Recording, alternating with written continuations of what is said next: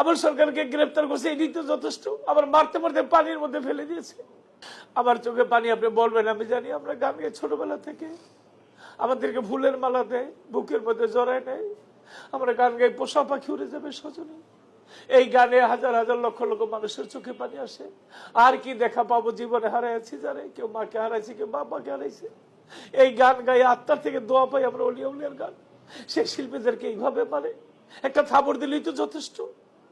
আমার সরকারকে গ্রেফতার করছে, এটি তো যথেষ্ট। আবার মারতে মারতে পানির মধ্যে ফেলে দিয়েছে। পানি থেকে উঠে মারছে, পানির মধ্যে পাথর মারছে, ঘরের মধ্যে গিয়ে লুকাইছে, ওখানে পর্যন্ত মারতে চায়। একজন কাফের, একজন মুনাফিক একজন আরেকজনকে এইভাবে মারে না। কি অন্যায় করছে? বড় অন্যায় করলে তারা মারে। যে শিল্পী যারা মারছে ওদেরকে জীবনে একটা গালি দেয় নাই, ওদেরকে একটা ধাক্কা দেয় নাই। গেছিল খালি গুরুর জন্য, উস্তাদের জন্য, শিষ্য সাগরের একটু ক্ষমা চেয়ে। এইভাবে মানে না কি মানুষ মানুষকে? ওরা কি চায়? ওদের ভিতরে পশুরত্ব, ওদের ভিতরে কোনো মানবত্বা নাই। ইয়াজিদ যে এত খারাপ ছিল, আমার মনে হয় তারও একটা মায়া লাগতো, ওদের এই মায়াটা লাগে নাই।